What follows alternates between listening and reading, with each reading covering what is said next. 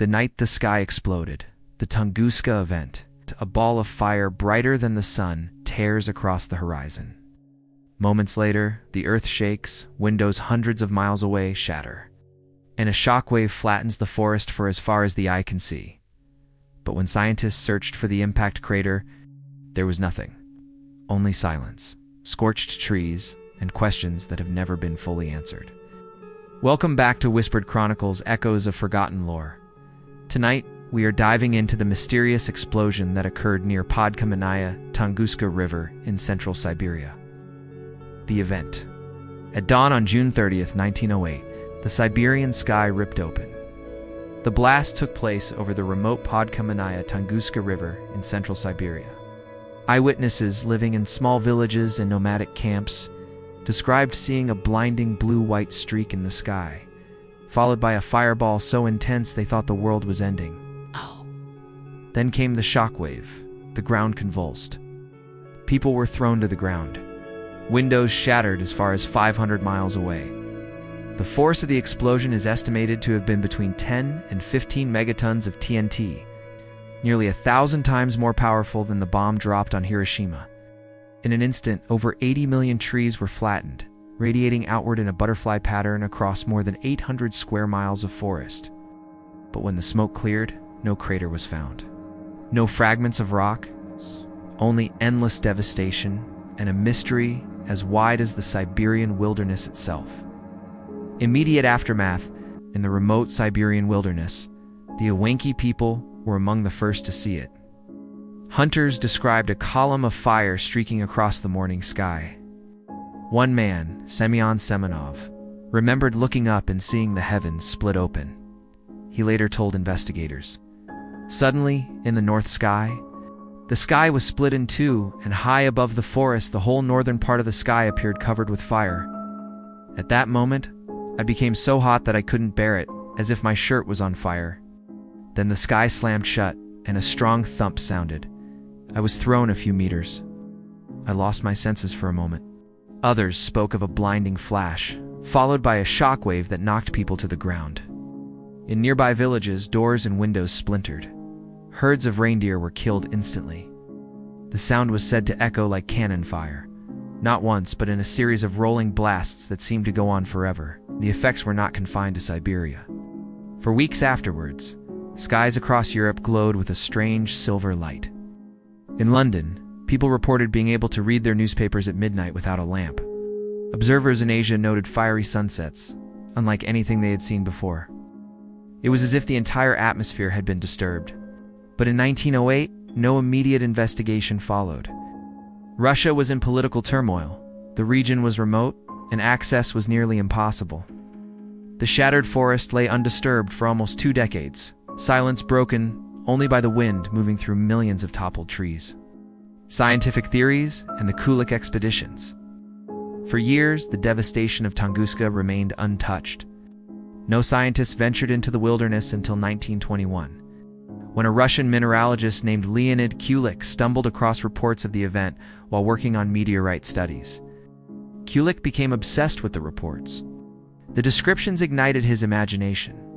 He became convinced that a massive meteorite had crashed into the Siberian wilderness.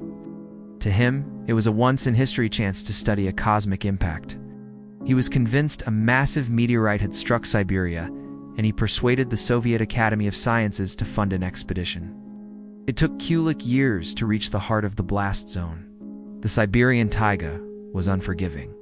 Rivers too wide to cross, swamps that swallowed entire wagons, clouds of insects, and sub-zero nights that nearly froze his team. The Ewenki hunters he hired as guides hesitated to lead him there. To them, the place was cursed, the site of an ancient fire sent by an angry god. But when Kulik and his expedition finally arrived in 1927, nearly 20 years after the explosion, the forest still looked as though the blast had happened yesterday. Trees were flattened in a perfect radial pattern, all pointing outward from a mysterious center. For nearly 30 miles in every direction, the taiga was a tangle of trunks, as if some unseen hand had pressed them down. Yet at the very center, Kulik found something stranger still. The trees there had not fallen. They stood upright, stripped of their branches, bark blackened and scorched. like a circle of giant telegraph poles left to guard a secret. It was the kind of sight that made even hardened scientists stop in silence. Kulik expected to find an impact crater, a great scar where a meteorite had torn into the Earth. Instead, he found nothing. No hole, no fragments. The soil was intact. It was as if the sky had exploded, but left no trace of the weapon. This raised a question that would haunt him for the rest of his life. How could an explosion equal to 10 to 15 megatons of TNT, enough to devastate a city, leave no wound upon the land? Decades later, scientists developed the explanation most widely accepted today, the airburst theory. According to this model, space rock, perhaps 50 to 80 meters wide, entered Earth's atmosphere at over 30,000 miles per hour. The immense friction and pressure tore it apart about 5 to 10 kilometers above the ground, releasing nearly all of its energy in a fiery mid-air detonation. The shock wave would have blasted outward and downward, leveling the forest while leaving no impact crater behind. Evidence seems to support this.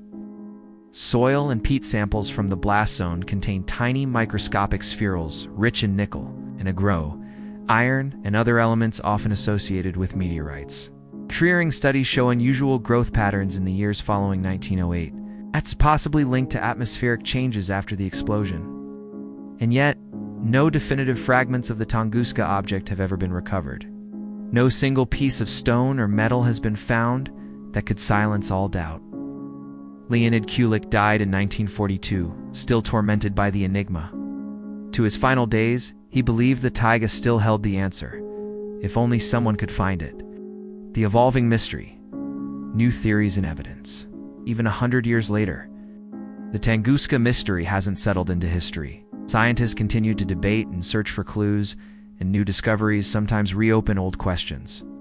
The airburst theory is widely accepted, but it is not the final word. One of the most persistent scientific debates centers on what the object actually was.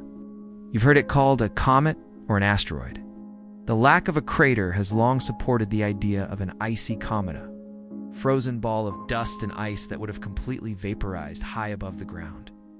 The strange glowing skies for weeks after the blast also point to a comet, as the dispersed dust and ice could have lingered in the upper atmosphere.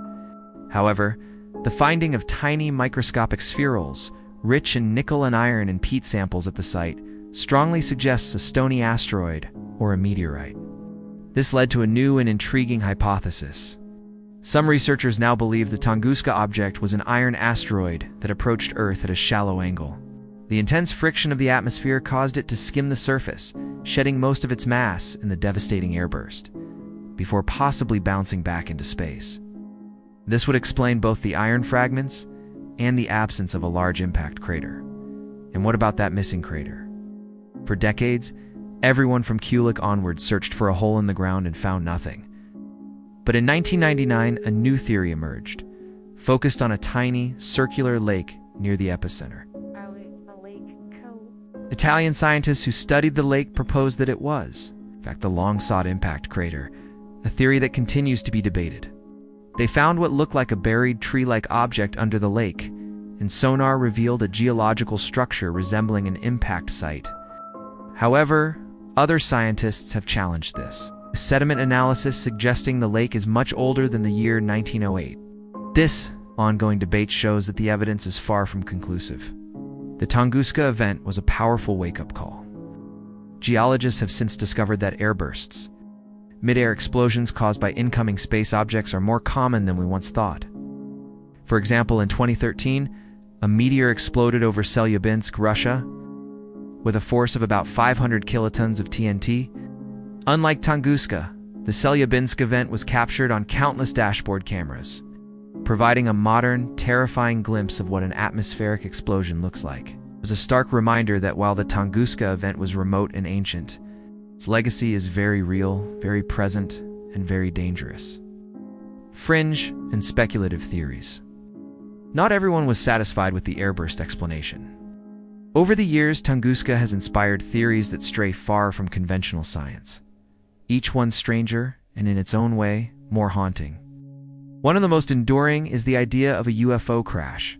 Some writers suggested that what exploded over Siberia was not a comet at all, but an alien spacecraft that malfunctioned, or perhaps even sacrificed itself to prevent a catastrophic impact. The radial devastation, the absence of fragments. To believers, it all pointed to technology not of this Earth. In the 1970s, other researchers put forward a darker hypothesis: a miniature black hole passing through Earth. If true, such an event could tear through the planet in a burst of unimaginable energy. But no evidence of a second exit wound, where the black hole should have emerged, was ever found. Another exotic theory spoke of antimatter colliding with the atmosphere. In physics, matter and antimatter annihilate each other in a flash of pure energy. Some speculated that a stray chunk drifting through space could have met its end above Tunguska. Intriguing, but no physical traces have ever supported it. And then there is the name of Nikola Tesla. At the time of the Tunguska event, Tesla was experimenting with wireless power transmission at his Wardenclyffe Tower. Rumors spread that he had accidentally triggered the explosion, a test of a so-called death ray that went wildly out of control. Most historians dismiss the idea, but the connection between Tesla and Tunguska still flickers on in conspiracy circles. Each of these theories, UFOs, black holes, antimatter, secret weapons, lacks hard evidence, yet they persist, whispered at the edges of science, keeping Tunguska alive not just as an event of history, but as a riddle that refuses to be solved. Cultural impact and legacy. Tunguska did not stay in Siberia. It escaped into culture, into science fiction, into our imagination of what might fall from the sky. Writers like Arthur C. Clarke drew on it for stories of mysterious blasts from space. Soviet science fiction carried Tunguska into tales of alien contact and cosmic weapons. Even today, the name appears in novels, films, and games, shorthand for the unknown. But the legacy is not only fictional. Tunguska was a wake-up call, proving that Earth is vulnerable to sudden catastrophic strikes from above. That warning grew louder in 2013, when the Chelyabinsk meteor exploded over Russia. Unlike Tunguska, this event was captured on countless dashboard cameras, providing a modern, terrifying glimpse of what an atmospheric explosion looks like and what kind of damage a similar but smaller airburst could inflict. It was a stark reminder that while the Tunguska event was remote and ancient, its legacy is very real, very present, and very dangerous. For scientists, Tunguska remains both a puzzle and a warning. For storytellers, it is folklore in the making, a legend of fire in the sky, retold across generations, and for the rest of us, it is a whisper, a reminder that the heavens can open without warning, that sometimes the greatest mysteries fall silently from the stars. We have just wandered through the silence of Tunguska, a forest flattened, a question left unanswered. Some say a comet, some say a craft, some say the sky itself cracked open. But the truth still sleeps beneath the trees. This has been Whispered Chronicles, Echoes of Forgotten Lore. Here we return each week to the hidden stories the world forgot. Folklore, conspiracies, and the shadows of history.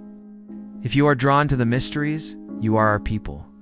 Please subscribe and keep coming back to explore more. Until we meet again, stay safe.